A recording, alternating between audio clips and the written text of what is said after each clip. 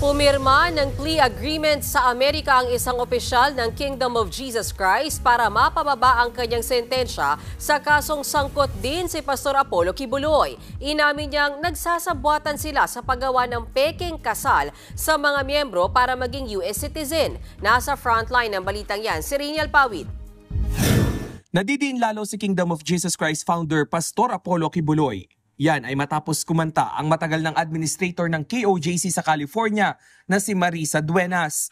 Naghain siya ng guilty plea at pumirma ng kasunduan sa United States Attorney's Office para mapagaan ang kanyang parusa sa kasong conspiracy to commit immigration fraud.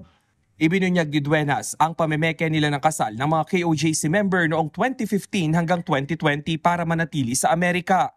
Noong October 7, isiniwalat ni Duenas ang kanilang modus. Kunwari raw nilang ikakasal ang dalawang KOJC member, isang US citizen at isang hindi.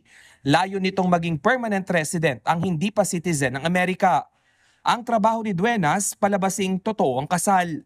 Pinapractice niya ang dalawang kunwaring mag-asawa para makalusot sa mga tanong ng immigration at makapasa sa citizenship. Kapag pareho ng permanent resident ang peking mag-asawa, sunod nilang gagawin ang peking divorce para ipaasawa ulit sa iba pang miyembrong hindi pa US citizen. Kailangan maging US citizen ang mga miyembro ng KOJC para hindi maputol ang kanilang pagsusulisit ng dolyar sa Amerika para sa bogus charity ni Kibuloy. Ayon sa ating Department of Justice, maaaring gamitin ng prosecutor ang plea agreement ni Duenas para mapatibay ang kaso ni Kibuloy.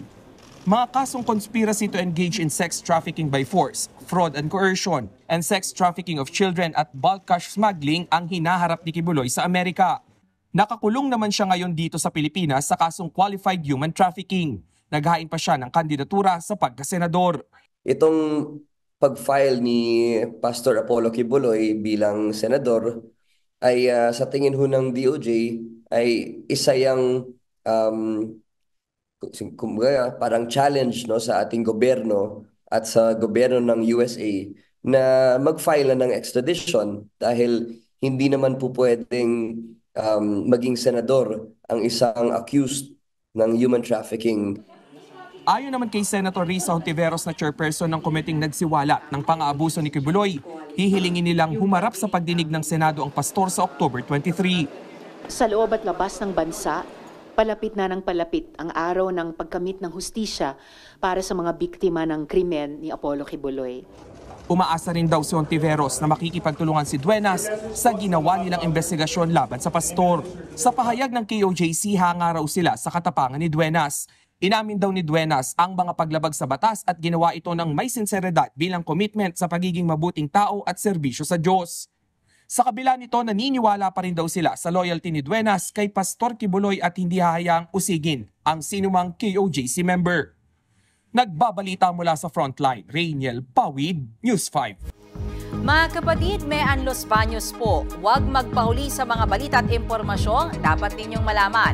Para sa mas malawak na balitaan at diskusyon, mag-follow at mag-subscribe sa social media pages ng News 5.